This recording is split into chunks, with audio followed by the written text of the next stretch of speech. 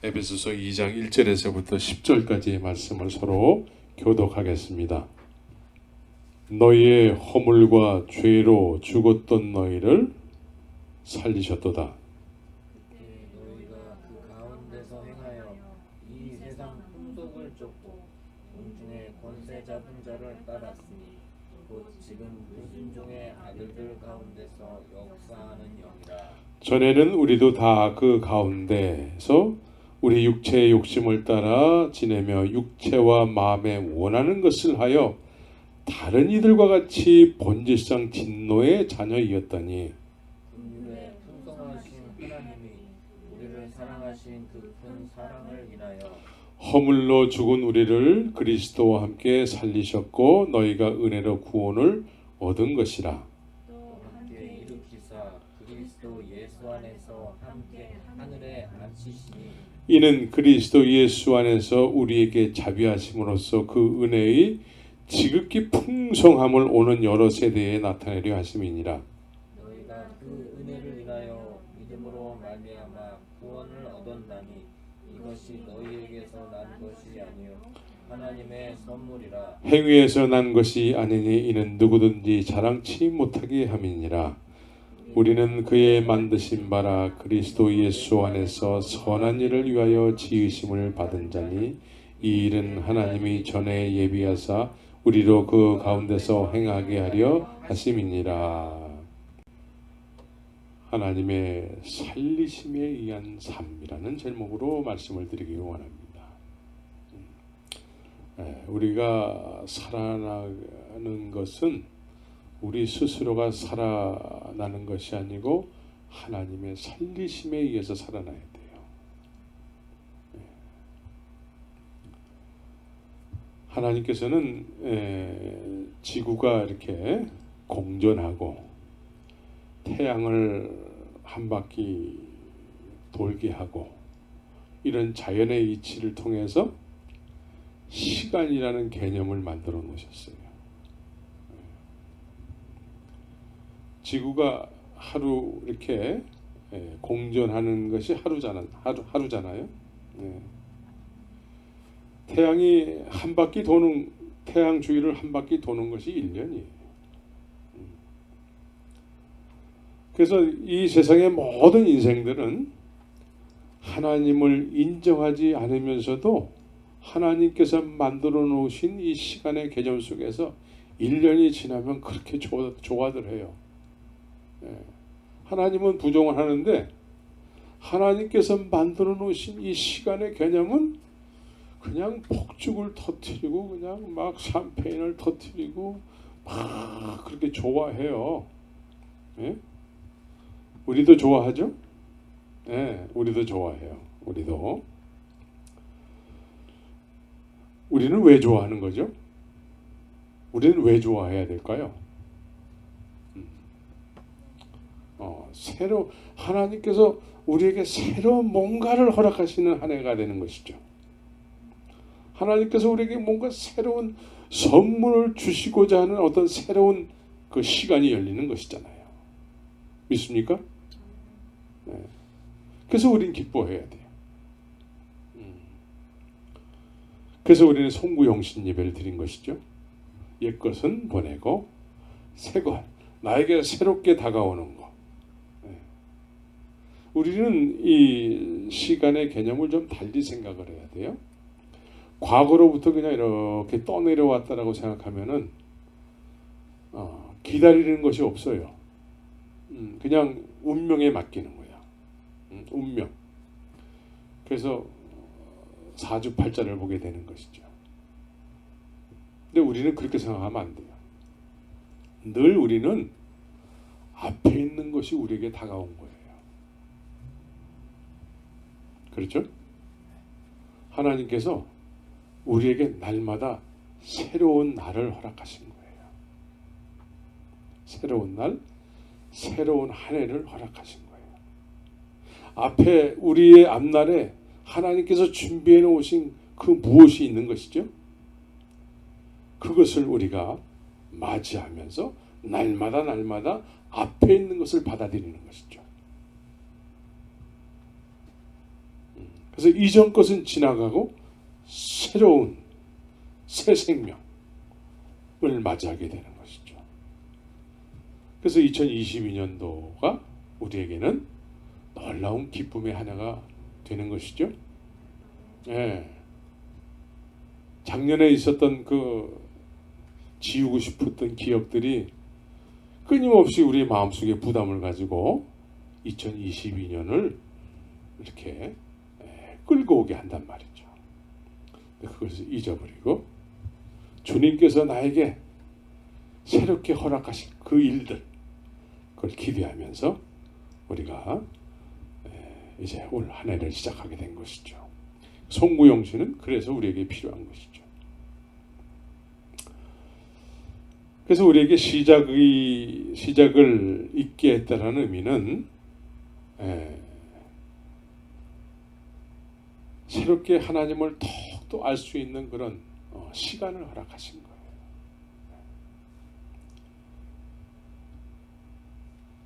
그래서 첫 단추를 또 이 예배를 통해서 첫 단추를 끼게 된 것이죠.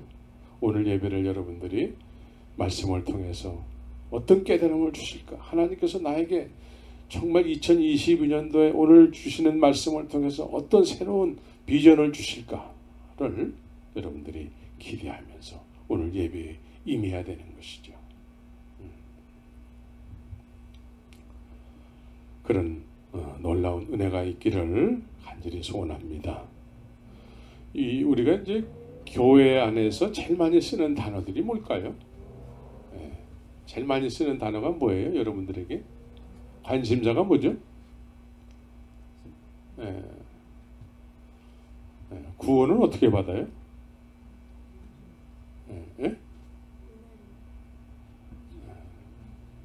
구원은 믿음으로 받는다고 얘기를 한단 말이에요. 믿음. 근데 그러면 믿음이라는 것은 너무 추상적이야. 믿음이 있습니까? 아멘 해요. 그럼 믿음이 뭡니까? 물어보면은 그때서부터 이제 궁색해지기 시작하는 거죠. 그래서 믿음이라는 것은 우리가 그냥 믿음이 있습니까? 그러면 네, 믿음이 있어요. 아멘 할렐루야 하는 그런 우리의 일방적인 믿음이 돼서는 안 되는 것이죠.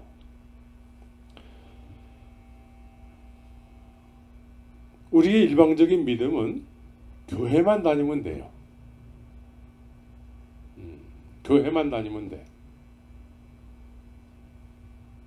그러면 교회를 다니는 것 자체를 예수 믿는 것이라고 같은 의미로 우리가 이해하면 될까요? 네.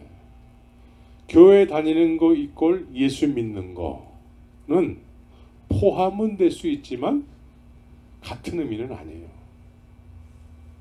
교회 다니는 거 이꼴 예수 믿는 거 이거는 같은 의미가 아니에요. 포함은 될 수 있어요. 근데 아주 적은 부분이야. 그 포함되는 거는. 그래서 믿음은 하나님을 나의 하나님, 나의 아버지로 아는 거예요. 하나님이 여러분들에게 나의 아버지가 되십니까? 그러면 이제 우리의 믿음은 하나님께서 나를 책임져 주십니까? 하나님께서 우리를 책임져 주십니까? 그러면 여러분들이 하나님은 나의 모든 것을 책임져 주시기 때문에 그분을 늘 신뢰합니까? 늘 신뢰해가지고 나는 염려와 걱정 아무것도 없어요. 그렇습니까? 자꾸 힘들어지죠.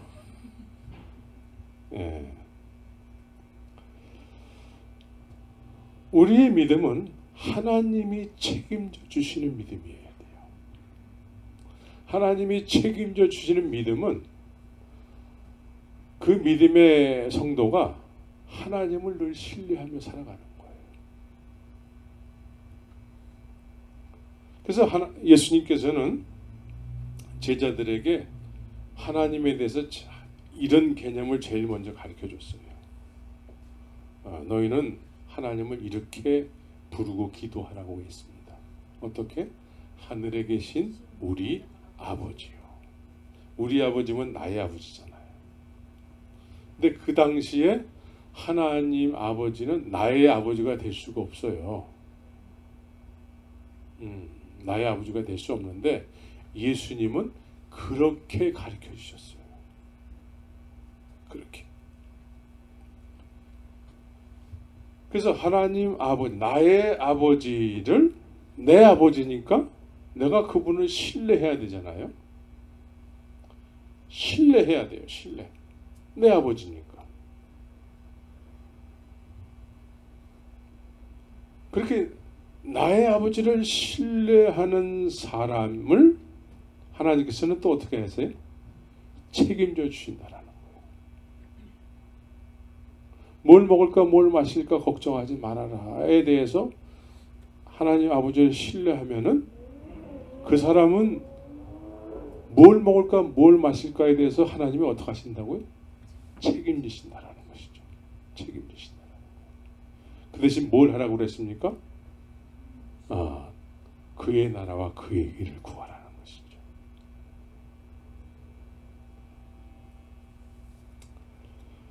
그런데 나의 아버지 하나님을 말은 그렇게 하는데 나의 아버지 하나님을 나의 아버지 하나님의 성령에 의해서 그렇게 나의 아버지 하나님을 알아야 되는데 나의 아버지 하나님을 늘 누구를 통해서 알게 됐습니까?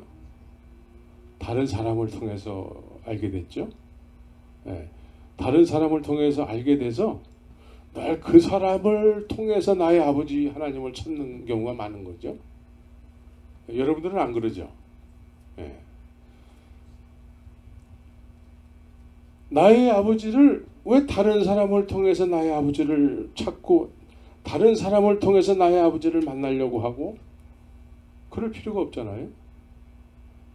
나의 아버지 하나님은 그냥 내가 나의 아버지 하나님을 알아야 되고 느껴야 되고 누려야 되는데 다른 사람을 통해서 이렇게 다른 사람을 통해서 하게 되면은 누릴 수가 있을까요? 알 수 있을까요? 그냥 하나님이 너의 아버지가 되셔라는 지식을 전해 듣게 되는 것이죠. 우리는 하나님의 아버지, 나의 아버지를 아버지 하나님의 성령에 의해서 하나님을 알아야 돼요. 그래야지만 진정한 믿음의 사람이 되는 것이죠. 나의 아버지를, 나의 하나님 아버지를 나의 하나님 아버지로 아는 것이 믿음이야. 그래서 그분과 동행하고 그분 앞에 모든 것을 아뢰고 신뢰하고 하면서 그 신뢰함으로 인해서 하나님은 나의 모든 것을 책임져 주시는 것이죠. 천국도 마찬가지예요. 주님께서 천국에 대해서 이제 우리가 예수님의 말씀을 통해서 천국이 있다는 걸 알게 됐잖아요. 그래서 천국에 있다는 것을 그렇게 사모한다는 거죠. 근데 히브리서에서는 뭐라고 얘기하고 있어요? 그렇게 믿는 사람들을 통해서 한 성이 예비됐다라고 얘기하고 있습니다. 근데 그 성이 없잖아요. 만약에 그 성이 없다 그러면 성이 없을 수는 없지만 만약에 성이 없다라고 예비된 성이 없다 그러면 고린도후서에서는 우리처럼 불쌍한 사람들이 없다고 얘기하고 있습니다. 여러분들이 천국을 막 사모하잖아요. 천국은 분명히 있죠. 그리고 여러분들 같이 분명하게 그 천국의 소망을 가지고 살아가는 사람들을 통해서 주님은 그 천국에 대해서 책임을 지신다라는 것이죠. 네. 그래서 천국이 예비됐다라는 거예요. 네. 할렐루야. 그래서 그 천국을 바라보면서 사는 것이 믿음이잖아요. 그게 구원이잖아요. 여러분들이 구원받은 거 맞죠? 그것을 늘 바라보면서 사는 것이죠. 그래서 오늘 본문을 통해서 본문에서 말씀하고자 하는 그 중요한 내용이 뭡니까? 죽었던 때와 지금 살아있는 때를 말씀하고 있어요. 죽어 있을 때와 살아있을 때, 살게 된 때를 말씀하고 있습니다. 죽었던 때는 죽었던 때를 살아가는 사람들이 있었죠. 오늘 본문에는 살고 있지만 죽었다고 얘기하고 있어요.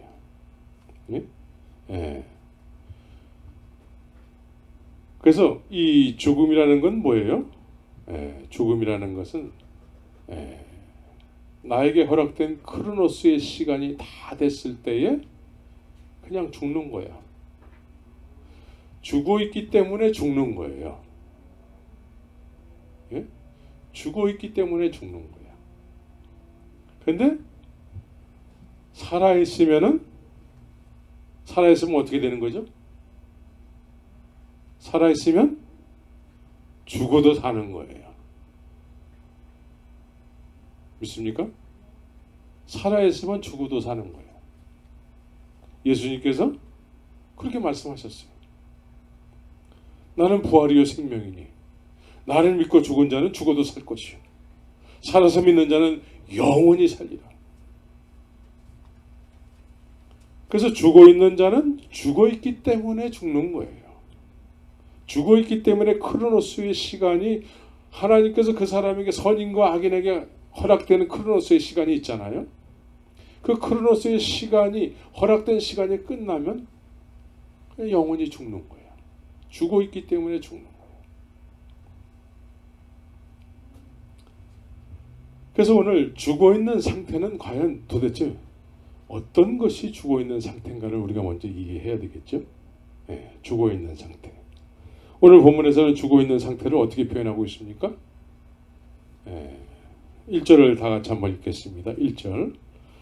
너희 허물과 죄로 죽었던, 허물과 죄로 죽었던. 그러니까 죽어 있는 상태는 허물과 죄가 해결이 안 된 상태를 죽었다라고 얘기한다는 것이죠. 오늘은 첫 예배이기 때문에 복음에 대해서 여러분들이 확실하게 알고 있어야 돼요. 허물과 죄가 해결이 안 된 상태는 죽었다, 죽어 있다. 근데 실제로 우리 눈에는 어떻게 죽어 있어요? 살아 있어요? 우리 눈에는 살아 있어요. 그러나 주님이 보실 때는 죽어 있다라는 거예요. 주님이 보실 때는 허물과 죄로 죽었던 너희를 살리셨도다. 그러니까 죽었던 때와 생명을 부여받아서 살게 된 때를 우리가 잘 이해를 해야 된다는 것이죠. 그럼 여기서 허물과 죄가 해결이 안 되면 여전히 죽어 있다라는 것이죠. 여전히 죽어 있는 거예요. 그럼 허물은 뭐고 죄는 뭡니까?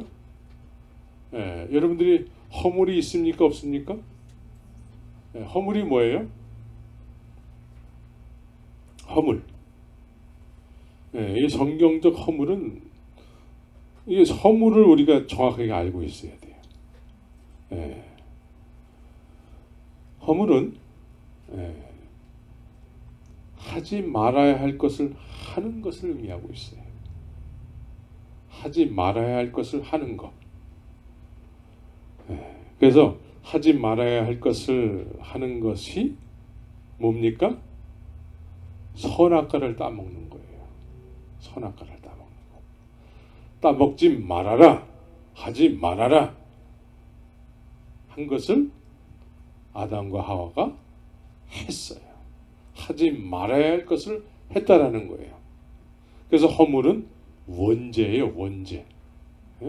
원죄. 허물. 그래서 이 허물이 계속 이 죄가 들어옴으로 인해서 아담과 하와가 이 허물을 시작함으로 인해서 이 세상에 허물과 죄가 들어온 거예요. 그러니까 허물과 죄는 동전의 양면과 같은 거예요.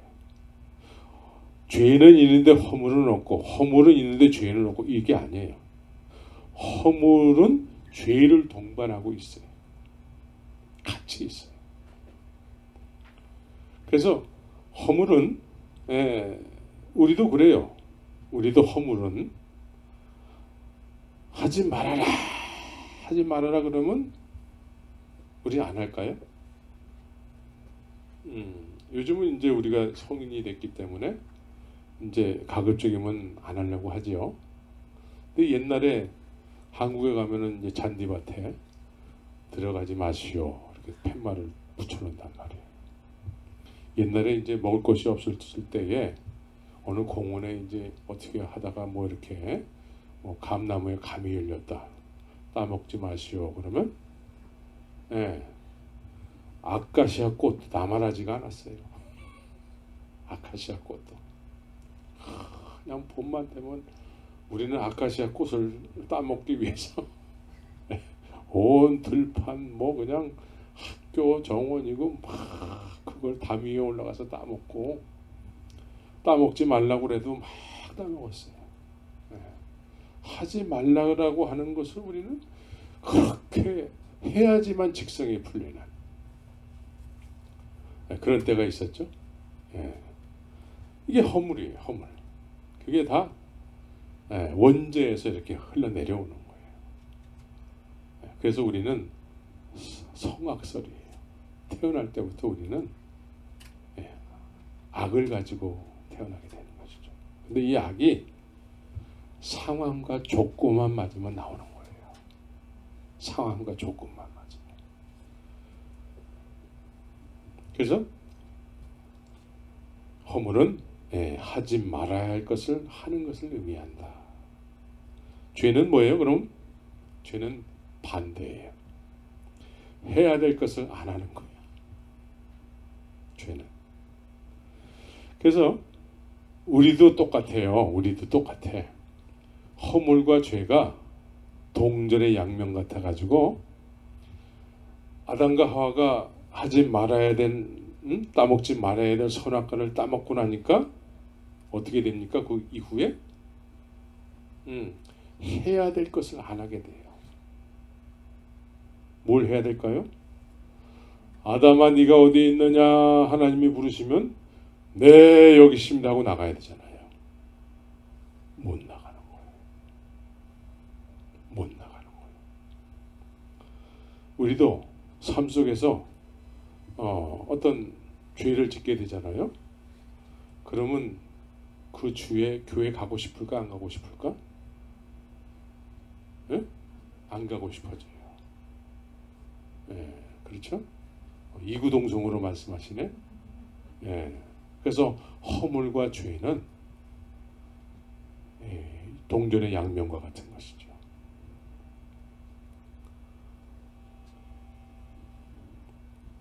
그래서 많은 경우에 예수님을 믿는다고 하는데 정확하게 뭘 어떻게 하며 믿어야 하는지 잘 알지 못하는 경우가 많이 있어요.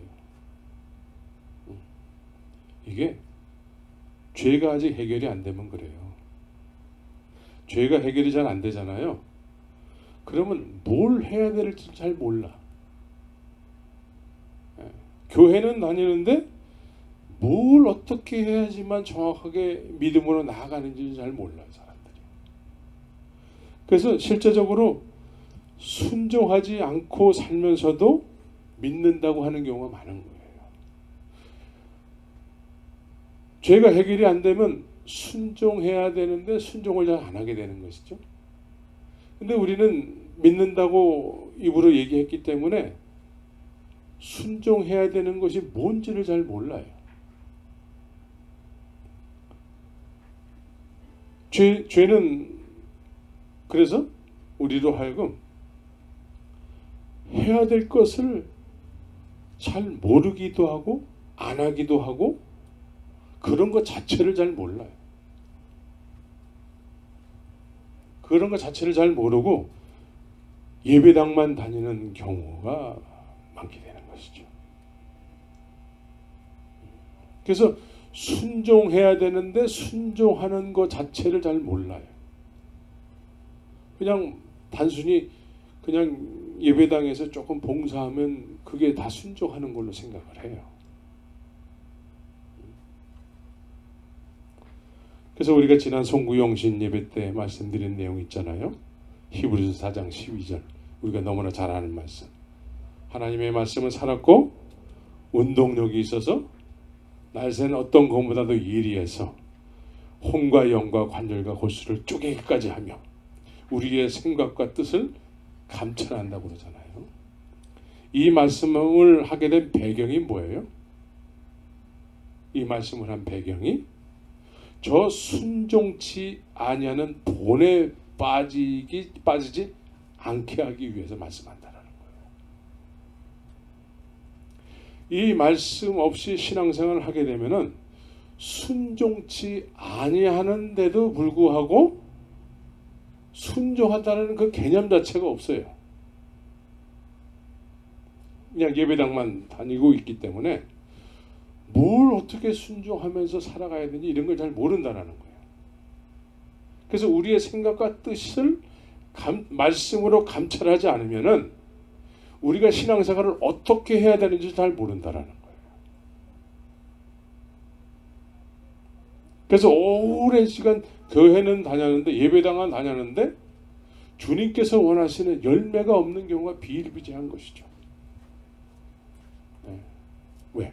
말씀을 모르고 나를 향한 하나님께서 말씀하신 내용을 우리가 모르기도 하고 남을 통해서만 늘 듣고 내가 그 말씀을 실제적으로 주님의 말씀으로 내가 직접 주 앞에 무릎 꿇고 묵상해서 주님의 음성으로 받아본 적이 한 번도 없는 경우가 많은 것이죠. 그래서 우리의 뜻과 생각, 내가 믿는다고 하지만 우리의 뜻과 생각은 믿음하고는 관계없는 뜻과 생각을 가지고 살아가는 경우가 많이 있는 거예요. 그래서 이 말씀을 통해서 우리의 생각과 뜻을 감찰 받아야 되는 것이죠. 말씀으로. 어떤 날쌘 것보다도 예리해서 우리의 혼과 영을 찔러 쪼개야 돼요. 그렇지 않으면은 그냥 좋은 게 좋은 거지 뭐 하고 그냥 넘어가 버려요. 좋은 게 좋은 거지. 그래서 순종치 않은 본에 빠지지 않게 하기 위해서 이 말씀을 한다는 것이죠. 그러니까 이 말씀이 없이 말씀을 멀리하고 신앙생활 한다고 그러면 순종치 않은 삶의 본이 될 수 있다는 것이죠.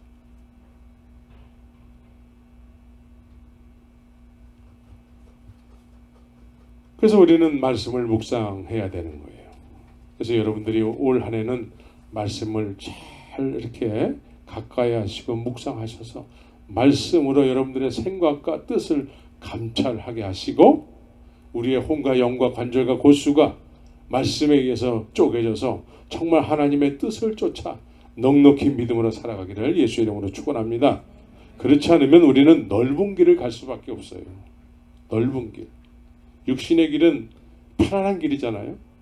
그냥 가만히 있으면 컨베어 벨트에 그냥 이렇게 올려져서 그냥 가야 될 것으로 자연스럽게 가는 거야. 순종치 않는 본을 성도들에게 보이면서 살아가는 거예요. 서로가 본을 보여. 서로가. 순종치 않은 본을 서로에게 보이는 거야. 아, 저 집사님 저렇게 살아가는구나. 어우, 저 권사님 저렇게 사네. 어우, 저 장로님 저렇게 사네. 그러면 나도 저렇게 살아도 되는구나. 서로에게 본을 보이는 거야. 순종치 않은 본을. 우리는 순종의 본을 보여야 되겠죠. 순종의 본을 보이기 위해서는 말씀을 가까이 하고 말씀을 묵상하고 말씀에 의해서 내 생각과 뜻을 감찰을 하게 하셔서 그렇게 주의 뜻을 쫓아가야 되는 것이죠. 오래전에 제가 젊었을 때예요. 저도 과거에 예배당만 다니던 시절이 있었습니다. 제가 모태 신앙으로서. 근데 이제 어느 날 우리 애기들하고 우리 집사람하고 이제 어느 중국집에 이렇게 갔는데 거기서 이제 그때는 이제 큰 예배당을 다녔어요. 큰 예배당. 여러분들도 다 아는 예배당. 그 예배당을 다녔는데 그 예배당을 다닐 때에 이제 사람들이 많으니까 서로 누가 누군지 모르잖아요. 그런데 그 예배당에 모든 사람이 다 아는 사람이 그 식당에 있는 거예요. 그러니까 저는 그 사람을 아는데 그 사람은 저를 모르죠. 그런데 얼마나 꼴초던지 그냥 담배를 이렇게 손바닥으로 이렇게 안쪽으로 해서 이렇게 숨기면서 피는 거예요. 숨기면서. 그리고 탁자 밑으로 두고 담배를 내렸다가 또 피고. 그러니까 몰래 감추려고 노력을 하면서 피는 거죠. 근데 그게 한두 번이 아니고 계속 꼴초야, 꼴초.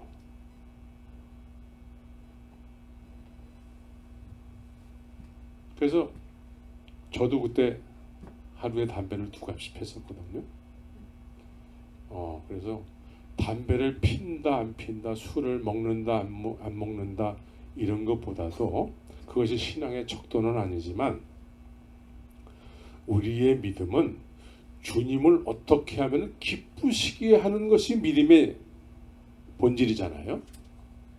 그러니까 우리가 이렇게 난 겉으로 이렇게 예배당 어떤 신앙생활을 했으니까 이 정도는 해도 되겠지. 이건 율법주의예요. 내가 뭔가를 했기 때문에 이 정도는 해도 되지. 그래서 술, 담배를 끊지 못하는 사람들은 성경에 그런 얘기가 어디 있어 하면서 그냥 이렇게 공공연히 이렇게 하는 경우가 많잖아요. 근데 우리는 신앙의 본질, 믿음의 본질은 주님을 아는 사람은 주님이 무엇을 기뻐하실까에 대해서 우리가 자발적이고 적극적으로 해서 그 행위를 하게 되는 것이죠. 그래서 사람들이 그거를 저거 하면 안 될 텐데 라고 했을 때는 사람들에게 본을 보이기 위해서라도 그런 거 하면 안 되잖아요. 또 하기 싫어지기도 하고. 그런데 내가 어떤 종교적 행위를 또 했기 때문에 이 정도는 해도 괜찮다. 이런 건 율법주의. 난 요거 지켰으니까 요건 해도 돼. 그런 면에 있어서 담배를 피고 술을 마시는 거 괜찮다고 여기게 되는 것이죠. 그분이 그렇게 막 피니까 저도 하루에 2갑씩 피는 때였는데 저분이 저렇게 담배를 피니까 나도 그냥 요번에 이 3갑을 한번 올려볼까 그렇게 생각이 되는 것이죠. 서로 본을 보이는 거야. 순종치 않는 본을.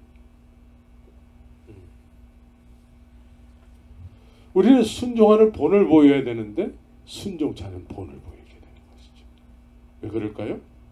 말씀으로 우리의 생각과 뜻을 감찰해 본 적이 없기 때문에 그래요.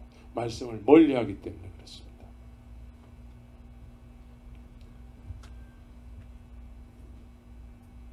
그래서 하나님의 말씀에 의해서 우리가 감찰을 받게 되면은 하지 말아야 될 것을 안 하게 되는 것이죠. 하지 말아야 될 것. 하지 말아야 될 것이 뭐예요? 그게 허물이잖아요. 말씀으로 돌아가서 아담과 하와에게 다시 옛날로 돌아가게 한다 그러면 그들은 이제 허물이 뭔지를 알아서 안 하려고 하겠죠. 우리가 그걸 했기 때문에 우리가 이렇게 에덴 동산에서 쫓겨났는데 이제 다시 옛날로 돌아간다 그러면 허물이 뭔지를 알고 그걸 안 하게 되는 것이죠. 그런데 지금 우리에게 허물이 뭔지를 지금 말씀하고 있다는 거예요. 하지 말아야 될 것을 하는 것이 허물인 것이죠. 그래서 말씀으로 우리가 이런 것을 점검받아서 우리의 생각과 뜻이 감찰되어서 이제 하지 말아야 될 것에 대해서 하지 않을 수 있는 그런 그리스도 안에서의 삶이 되어야 되는 것이죠. 예. 그래서 죽어 있으면 스스로는 죽어 있다고 생각하지 않아요. 예. 스스로는 죽어 있다고 생각하지 않지만 죽어 있는 상태야. 하나님 보시기에. 그래서 죽어 있는 상태에서는 어떤 삶을 살죠? 오늘 본문에서는 세상 풍속을 쫓고 세상 풍속을 쫓아요. 아, 저 사람도 하니까 나도 하도 되지. 예. 풍속을 쫓는 거예요. 세상을 쫓는 거예요. 예. 세상을 본받으면서 사는 것이죠. 로마서에서는 뭐라고 말씀하고 있습니까? 너희는 이 세대를 본받지 말라라고 얘기하고 있습니다. 마음으로 새롭게 돼요. 마음이 새로워져요. 마음이. 예. 마음이. 근데 죽어 있는 상태는 아무리 예배당을 열심히 다니지만 죽어 있는 상태는 이 세상 풍속을 쫓아서 살아가게 되는 거예요. 그리고 공중의 권세 잡은 자를 따르게 되는 것이죠. 공중의 권세 잡은 자. 공중의 권세 잡은 자는 어떻게 행동을 할까요? 우리에게 어떻게 다가올까요? 에베소서 6장에서는 어떻게 말씀하고 있죠? 우리의 싸움은 혈과 육에 대한 싸움이 아니요 공중 권세 잡은 자들과의 싸움이라고 얘기하죠. 그럼 공중 권세 잡은 자는 우리에게 어떻게 다가오냐면 혈과 육으로 다가오는 거예요. 그래서 자기네 존재는 없는 것처럼 생각하게 해서 혈과 육으로 자꾸 뭔가를 추구하고 또 대항하고 막 이렇게 육에 대해서 자꾸 집중하게 생각하게 하는 거죠.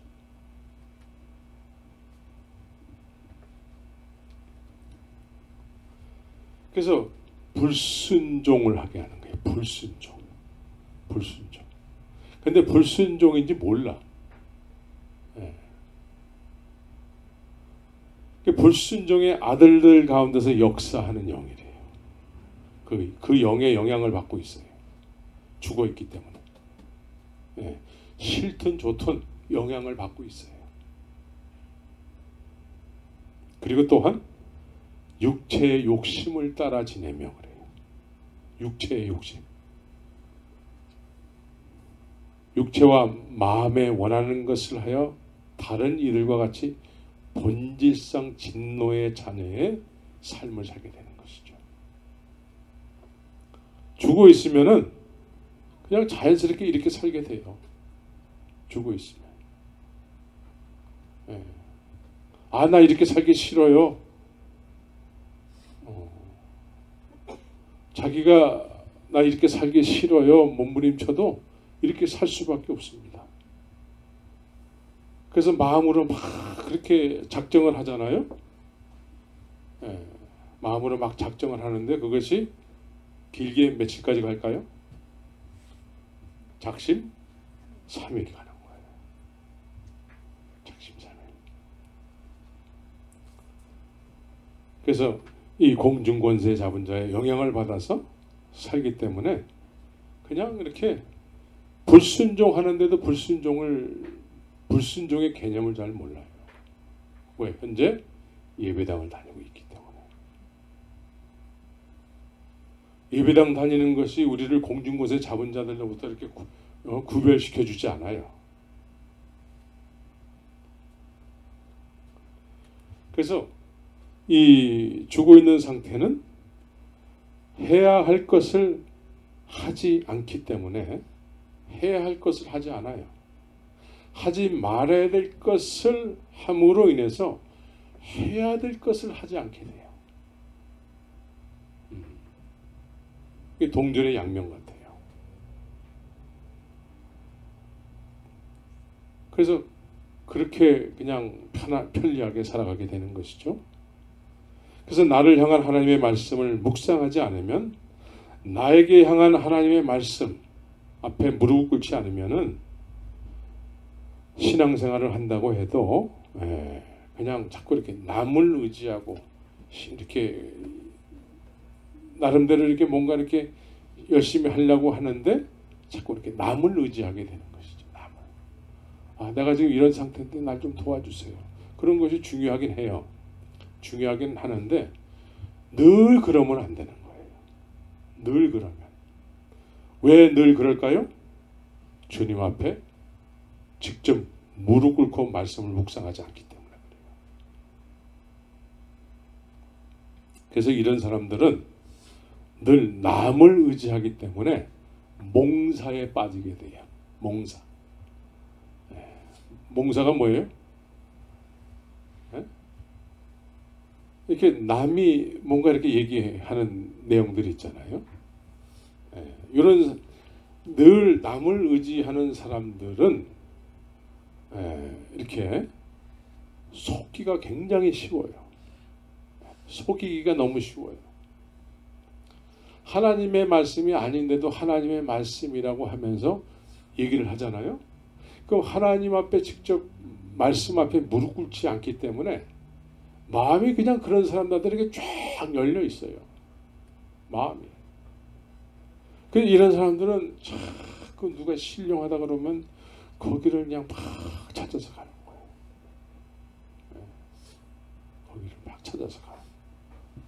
그리고서는 무턱대고 머리를 디미는 거예요. 머리를 디밀어. 머리를 디밀지 마세요. 함부로 머리를 디밀지 마시라. 우리의 머리는 중요해요. 그래서 하나님의 말씀의 중요함을 느끼고 이렇게 묵상하고 주님 앞에 늘 나가기를 힘쓰고 해야 되는데 이런 생활을 안 하잖아요. 이런 생활을 안 한 상태에서 계속 신앙생활을 오래 하잖아요. 그럼 몽사에 빠진단 말이에요. 몽사. 은사주에 빠지기도 하고. 은사는 중요한 것이지만 은사는 또 사람이 속기에 쉬워요. 그래서 여러분들은 이 말씀을 참 가까이 하고 묵상하고 이 말씀은 내 발의 등이요 내 길의 빛이니이다. 날마다 이 말씀을 가까이 하시기를 예수의 이름으로 축원합니다. 2022년도는 이 말씀을 가까이 하세요. 그래야지만 여러분들의 앞날에 이 말씀이 이루어지는 날이 있는 거예요. 응? 말씀을 묵상하지 않고 하나님께서 내 마음에 말씀을 심지 않았는데 또 우리가 마음에 하나님의 말씀을 심지 못하게 자꾸 한단 말이에요. 관심 갖지 않아. 한쪽 귀로 듣고 한쪽 귀로 내버려요. 중요하게 여기지 않아. 그래서 들었는데 남는 것이 하나도 없는 경우가 많은 거예요. 응? 예수님께서 그런 씨 뿌리는 비유를 통해서 말씀하잖아요. 중요하게 여기질 않아요. 그리고 중요하게 여기지 않기 때문에 내 마음에는 다른 것들이 자꾸 들어온단 말이에요. 다른 것들이 들어와가지고 그런 것에 자꾸 관심을 가지고 살다 보면 내가 가야 될 길에서 한참 벗어나 있는 경우가 많은 거예요. 하나님의 말씀이 내 심령 속에 심겨진 것이었기 때문에 거둘 것이 없는 거예요. 맺혀질 것이 없는 거예요. 맺혀질 것이라는 것은 뭐죠? 열매잖아요. 열매가 없는 거예요. 말씀을 가까이 하시기를 예수의 이름으로 축원합니다. 그래서 이 죽어있는 상태는 이렇게 살았다고 하나 죽어있는 상태인 거죠. 그러면 이렇게 주님을 누리지 못하고 주님께서 허락하시는 놀라운 은혜를 이렇게 얻지 못하고 살아가게 되는 것이죠. 그럼 살리심을 받은 믿음은 도대체 뭘까요? 자, 여기서 오늘 살리심을 받은 사람에 대해서 말씀하시기를 허물로 죽은 우리를 그래요. 허물로 죽은 우리를 그리스도와 함께 살리셨고. 이거 처음 듣는 이야기 아니죠? 예. 그리스도와 함께 살아났다라고 우리는 여러 차례 그렇게 얘기도 하고 했는데, 조금 지나다 보면은 내가 그리스도와 함께 살아났나 스스로도 의심이 갈 정도로 그렇게 주님과 좀 관계가 멀어진 그런 모습을 발견할 때가 많죠. 그리스도와 함께 살아났습니까? 살아난 것 같아요? 확실하게? 내가 그리스도와 함께 살아났습니다. 확실해요? 아멘. 그러면 확실하게 살아난 걸까요?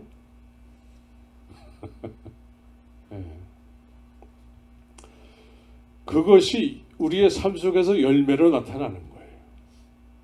열매로. 살아있기 때문에. 산 사람은 살아있기 때문에 산 사람의 삶을 살게 되는 것이죠. 우리는 그리스도와 함께 살아났다고 말은 하는데 여전히 죽어 있는 삶을 사는 경우가 많이 있어요. 왜냐하면 그리스도와 함께 살아났다고 일단 그렇게 치고, 살아났다고 치고, 그리고 이제 내가 뭔가 이렇게 맡겨진 일을 열심히 할 때, 난 살아났어. 근데 맡겨진 일을 열심히 못할 때는 어떡할까요? 시험에 들어가지고 나 이제 교회를 옮겨야 되겠어. 그래서 마음이 힘들어질 때는 어때요? 그리스도와 함께 살아난 것처럼 생각이 안 되는 경우가 많은 거예요. 외부 환경에 의해서 어떨 땐 살아났다고 생각이 되고 어떨 때는 살아난 것 같지 않고 그러는 경우가 많이 있었죠? 안 그런가?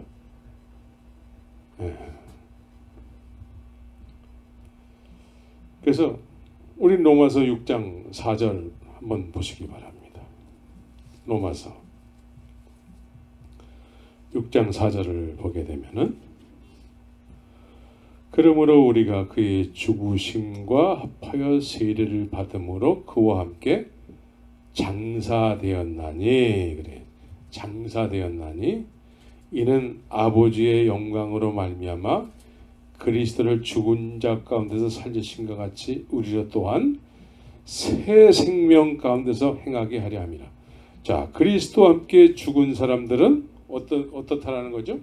새 생명 가운데 행하게 하려 함이라. 그리스도와 함께 살리심을 받았으면 새 생명 가운데 행한다라는 것이죠. 그러니까 그리스도와 함께 살리심을 받았는데 새 생명으로 사는 것은 아직 없다 그러면 뭐예요? 그러니까 살았다 치고가 돼버리면 안 되는 거죠. 살았다 치고.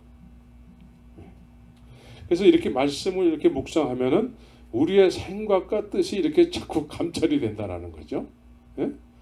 내 모습이 좀 이렇구나. 저는 여러분들이 어떤 모습인지 잘 몰라요. 근데 말씀이 감찰하는 거예요, 지금. 말씀이 감찰해서 나 그의 죽으심을 합하여 세례를 받고 그와 함께 장사되어 가지고 나는 이제 이렇게 그와 함께 살아났는데 내가 지금까지 새 생명 가운데 행하는 삶을 살았나? 라고 생각을 하면은 그런 것 같지는 않은데? 라고 여겨진다면 이제 이 말씀을 가지고 여러분들이 주님 앞에 나가야 되는 거예요.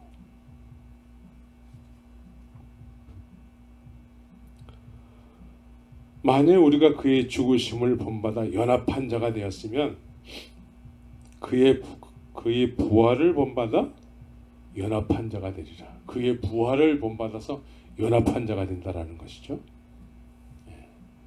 연합이라는 거예요.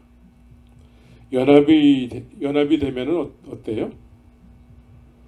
예, 연합한 것이 삶으로 나타나겠죠. 그래서 그의 죽으심과 연합하여서 죽고 살았으면은 이제 그분하고 연합이 돼 있잖아요. 그분하고 연합이 돼 있으면 어때요? 예, 그분하고 연합이 돼 있기 때문에 그분의 증인의 삶을 사는 것이죠. 누가 가르쳐 주지 않더라도 누가 뭐 월급 줄 테니까 저기 가서 좀 전도 좀 하고 오지, 선교사로 좀 갔다 오지, 그렇게 아니할지라도 연합이 돼서 그분을 막 이야기하고 싶고 그분을 전하고 싶고, 예, 그래야 되겠죠? 예? 그죠? 그래서 막 배를 한 번 타는데 난 좀 더 타고 싶은데, 예? 우리 집사람이 뭐라 그러면 어떡하지? 응? 그렇게 막 이렇게 견딜 수 없는 어떤 그런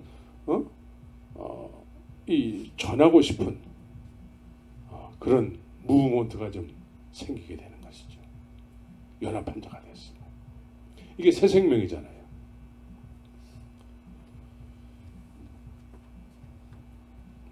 여러분들에게 그러한 일들이 자연스럽게 일어나기를 예수의 이름으로 축원합니다.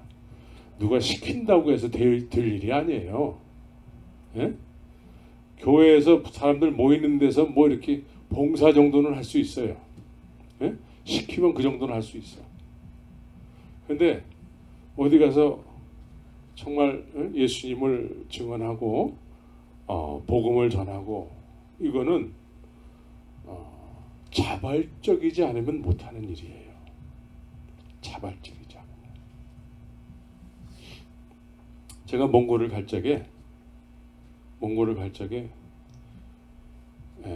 누가 이렇게 돈을 주면서 몽골에 가서 선교사로 좀 일 좀 하시지요. 그런 사람이 한 사람도 없었어요. 제가 그냥 막 가고 싶은 거예요. 제가 오래전에 다녔던 그 교회는 그때 당시에 막 선교사가, 어떤 사람은 저 비디오 카메라를 잡고 있던 사람이 선교사로 가더라고. 어떤 사람은 저 기자였다가 기자였던 사람이 막 가더라고. 그러니까 이렇게 예배 시간에 이렇게 서가지고 그 비디오 카메라 찍는 사람 있잖아요. 그 사람이 어느 날 선교사로 가더라고. 그래서 그때 무슨 생각이 들었냐면, 아니 내가 가야 되는데 왜 저 사람이 가는 거야? 막 화가 나는 거예요. 이상하게 화가 나. 내가 가야 되는데 왜 저 사람이 가는 거지? 그래가지고 누가 가라는 사람은 없는데 그냥 제가 막 가고 싶은 거야. 응? 안 가면은 병이 날 것 같아요. 안 가면. 그러니까 이 복음 전하는 것은 누가 시켜서 되는 일이 아니고 자발적으로 하게 되는 일이죠. 이 주님과 연합이 되면은 그냥 자발적으로 그 부르심의 소망을 쫓아서 그냥 그 일을 하고 싶어지는 것이죠. 그래서 믿음의 선진들은 다 누가 돈 줘서 그 일을 시킨 것이야. 그런 사람이 한 사람도 없었던 것이죠. 근데 그렇게 자기가 자발적으로 성령의 인도를 받아서 막 복음을 전하다가, 그래서 그 복음을 전해가지고 이제 하나님께서 이제 너 그만해, 너 잘했어, 이제 내가 너에게 큰 상급을 줄게, 저기 땅 큰 거 내가 줄 테니까 거기다가 큰 대궐 같은 집을 짓고서는 남은 인생을 그냥 편안하게 살아라. 그렇게 산 사람이 아무도 없어요. 그냥 자발적으로 그냥 복음, 예수 그리스도의 그 증인의 삶을 그냥 누가 시키지 않아도 알아서 그냥 막 곤장도 맞으면서 그냥 막 그렇게 하다가 해피엔딩으로 끝나는 것이 아니고 거기서 그냥 죽음을 맞는 거예요. 순교를 하는 거예요. 순교. 이게 주님과의 연합된 모습이죠.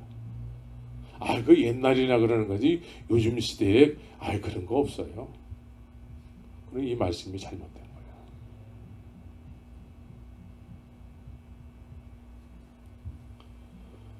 여러분들은 이 말씀을 2000년 전이나 지금이나 동일한 하나님의 말씀으로 받으시기 바랍니다.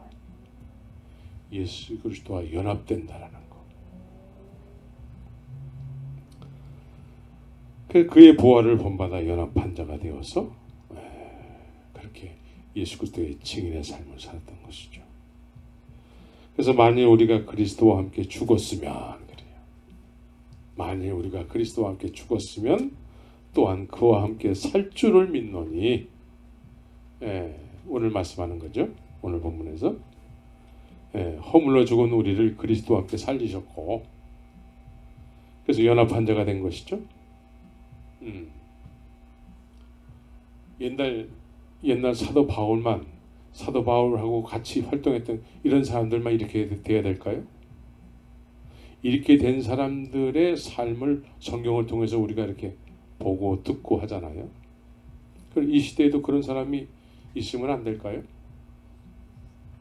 누가 그런 사람이 될 수 있을까? 내가 그런 사람 되기를. 내가. 그래서 알아서 그냥 스스로 그냥 주님과 연합되어서 연합된 삶을 사는 거야. 그래서 주님의 인도하심, 성령의 인도하심을 쫓아서 그냥 그렇게 살고 싶어지는 삶을 사는 거예요.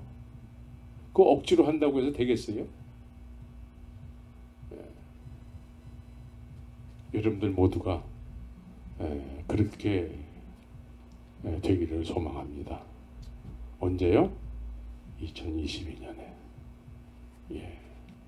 할렐루야. 괜히 슬퍼지려고 합니까?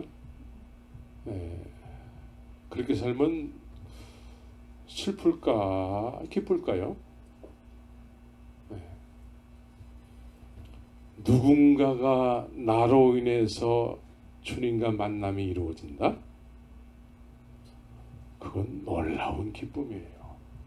놀라운 기쁨이에요. 내가 주님으로부터 축복의 통로가 되어서 주님과 무신령의 중매쟁이가 돼서 만나게 해주시는 거예요. 만나게 해드리는 거죠. 그 만남이 이루어지면 주님도 천국에서는 잔치가 벌어진다고 그러잖아요. 나도 얼마나 기쁜지. 안 먹어도 잠을 안 자도 기쁘더라. 여러분들에게 그런 일이 있었으면 좋겠습니다. 그건 꼭 목사에게만 일어나는 일이 아니에요. 여러분들이 참 포도나무 대신 예수님의 가지라고 한다면 가지에서 자연스럽게 열매가 맺히는 건 당연한 거잖아요. 자연스러운 거잖아요. 누가 시켜서 열매 맺는 게 아니고 그냥 알아서 그냥 그렇게 하고 그렇게 살고 싶은 삶으로 인해서 그냥 그렇게 되어지는 거야. 그렇죠? 그래야 되겠죠?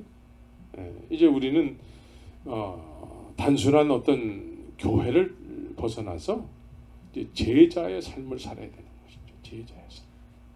주님이 원하시는 것은 그냥 예배당 왔다 갔다 하는 예루살렘 성 안에 그 예루살렘 교회가 있었잖아요. 그 교회에 그냥 대제사장을 중심으로 해서 뭐 이렇게 종교생활하는 거 그런 걸 주님이 원하시는 게 아니에요. 오늘날은 동일하게 예배당 왔다 갔다 하면 되는 거예요. 주님은 그런 걸 원하시는 게 아니죠.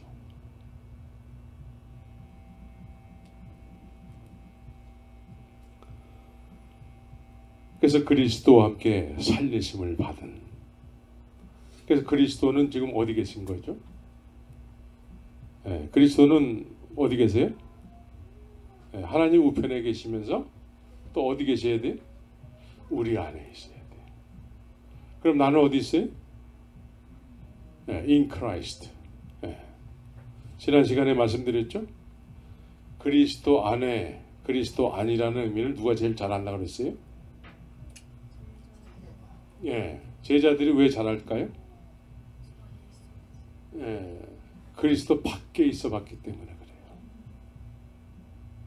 그리스도 밖에서 자신들이 어떤 모습이었다라는 걸 알기 때문에 그리스도 안이라는 의미는 너무나 은혜스럽고 귀하다는 것을 알게 되는 것이죠. 그리스도 밖에 있었던 사람들에게 그리스도 안을 이야기한다고 하면 아주 구체적으로 자세하게 설명할 수 있는 것이죠.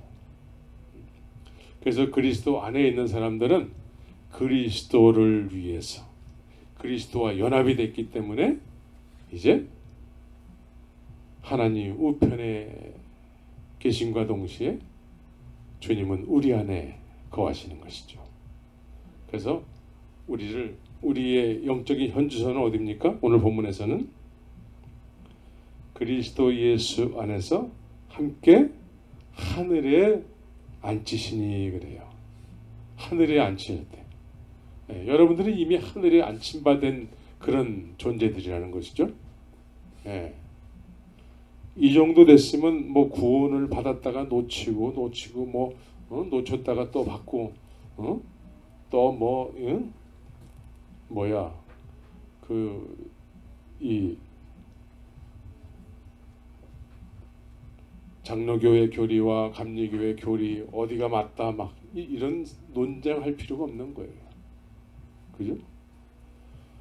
내가 그리스도 안에 있으면 나는 이미 하늘에 앉힘만 했다라는 거예요.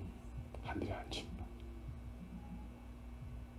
그래서 하늘에 앉힘바 됐기 때문에 우리의 생명이 크로노스, 하나님께서 우리에게 허락된 크로노스의 시간이 있잖아요.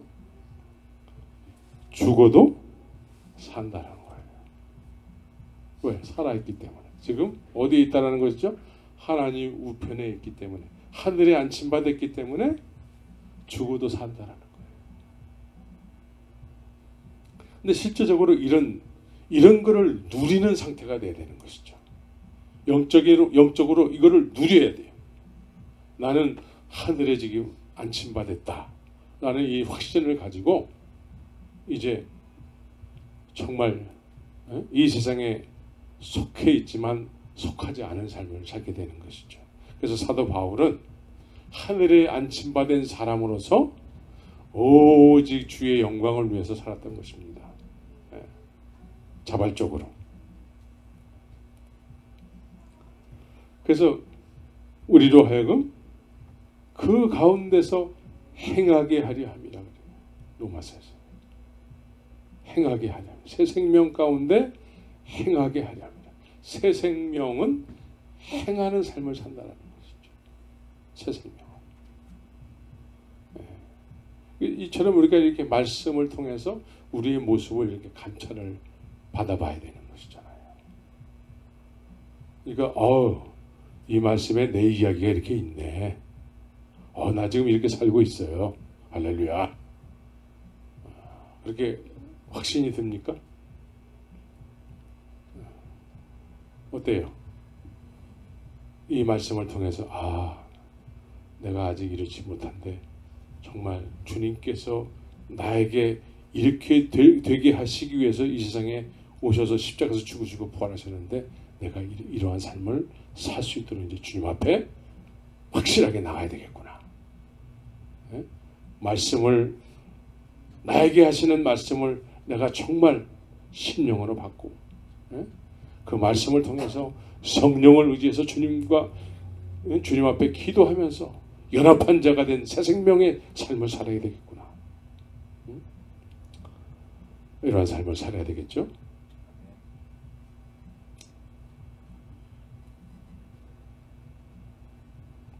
그래서 이 살아있는 자는 이 죄에서 구원을 받은 것이기 때문에, 죄에서 구원을 받았다는 건 너무나 많이 들었죠. 그래서 그 은혜의 지극히 풍성함을 알게 된 삶을 살게 되는 것이죠. 그래서 오늘 본문으로 다시 돌아와서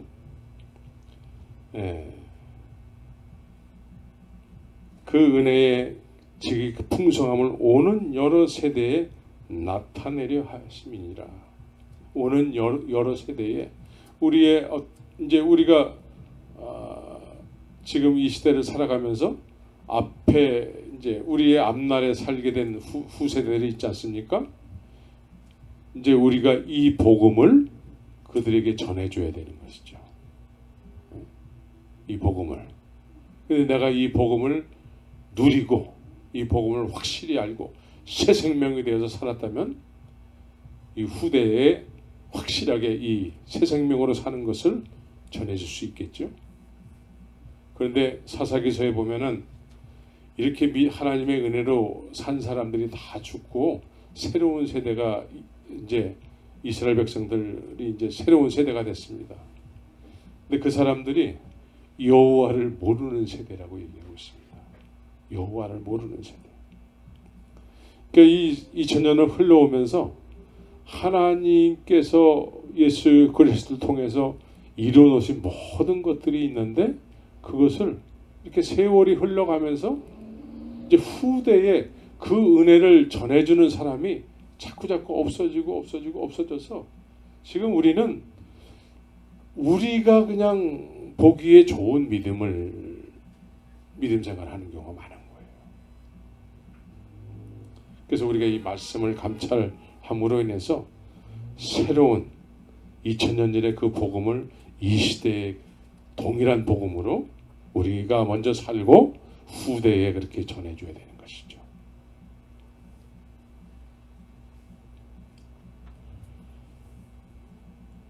우리가 이제 너무나 잘 아는 내용이 있습니다. 8절 9절을 우리 다 같이 한번 읽겠습니다. 시작.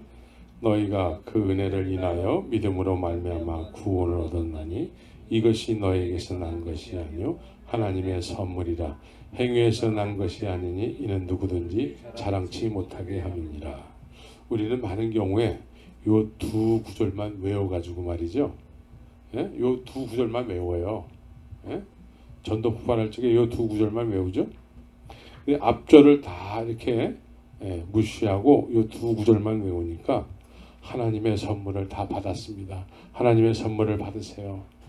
그래서 다 받았어. 하나님 선물 다 받았어. 하나님의 선물을 다 받았는데 삶 속에서는 안 받은 것처럼 살아.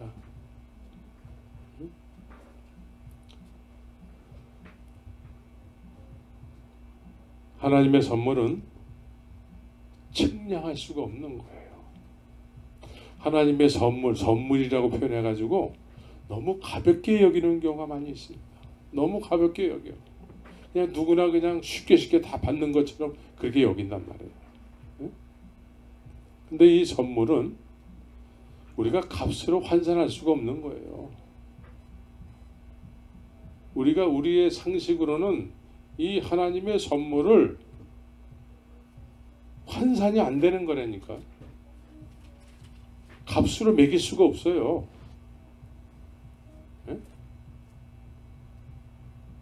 근데 우리가 이 선물을 그냥 누구나 다 받는 것처럼 인식을 하기 때문에 그래서 하찮게 여기는 경우가 많이 있어요.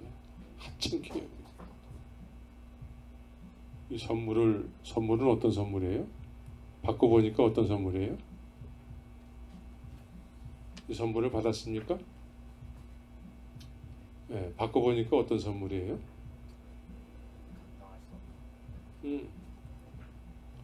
정말 이 선물은 내가 소유하기에는 너무나 측량할 수 없는 것이기 때문에 이 선물을 받는 순간에 나는 그 은혜 때문에 나라는 존재는 내세울 수가 없는 거예요. 나라는 존재는 내가 뭐 어디서 뭘 했습니다. 이런 나를 이야기할 수가 없게 되는 것이죠. 나를 이야기할 수가 없어요. 그래서 행위에서 난 것이 아니 이는 누구 자랑치 못해. 내가 이 소유를 했다 할지라도 자랑을 못한대요. 소유는 했는데 자랑을 할 수가 없대요.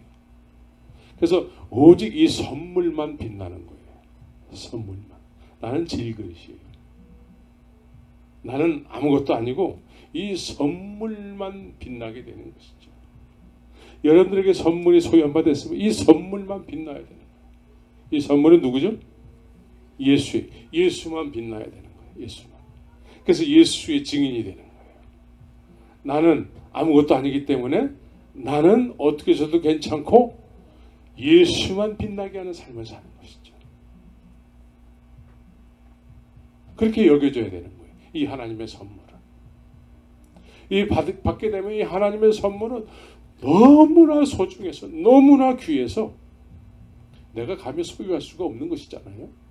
근데 저에게 소유케 하셨을 때에는 이 선물만 빛나는 거예요. 선물만.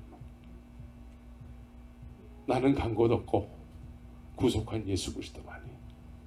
그래서 우리의 자랑이 되게 되는 것이죠. 자랑. 그래서 이 자랑된 예수를 전하지 않으면 견딜 수 없어지는 거죠. 견딜 수 없어져. 예수. 오직 예수.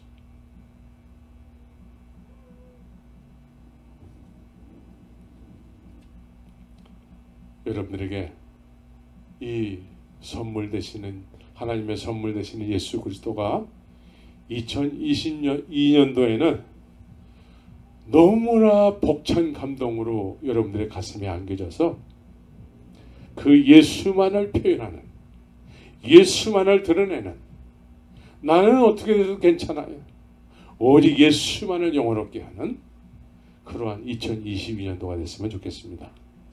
그래서 자발적이 되는 것이죠. 우리는 많은 경우에 예배당을 오래 다니는 가운데 예배당 문화가 이런 게 있어요. 예배당 안의 문화는 도토리 키재기가 있어요. 도토리 키재기. 도토리들이 이렇게 모여가지고 서로 키재기 하는 거예요. 그래서 나는 그래도 저 사람보다는 조금 나은데, 그래서 나를 자꾸 드러내는 거죠. 조금 낫다라는 거. 근데 하나님의 선물을 받고 보니까 이제 나는 더 이상 간 곳 없고 오직 예수만 있게 되는 것이죠. 어디서나 예수. 어디서나 예수. 그렇게 예수님이 막 이야기하고 싶어지는. 그건 누가 시켜서 되는 게 아니잖아요.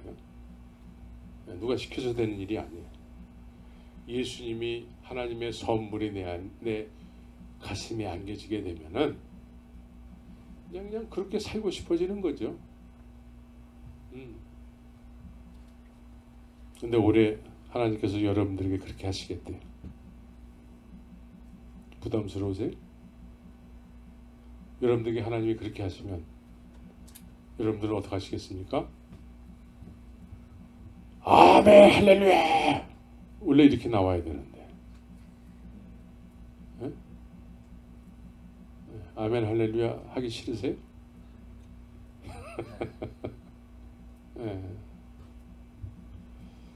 너무나 여러분들 마음에 받기에 너무 부담스러운 얘기입니까? 그래서 10절에 보면은 10절 마지막에 보면 그리스도 예수 안에서 선한 일을 위하여 지으심을 받은 자니 그래요. 항상 그리스도 안이라는 걸 얘기하고 있습니다. 그리스도 안. 여러분들이 그리스도 안. 선한 일을 위하여 지으심을 받은 목적이 있는 인생을 하나님께서 설계하셨다는 얘기예요. 그리스도 안에서. 그러면 자연스럽게 그 설계된 삶을 살게 되는 것이죠. 설계된 삶. 나를 통해서 예수 그리스도의 생명이 이렇게 표현이 되는 거예요. 예수 그리스도의 생명이. 다 목사가 되겠습니까? 다 전도자가 되겠습니까? 다 사도가 되겠습니까? 다 선지자가 되겠습니까? 여러분들을 하나님이 부르신 부르심의 소망이 있는 거예요. 그게 자연스럽게 내 삶을 통해서 표현되는 거예요. 그리스도 안.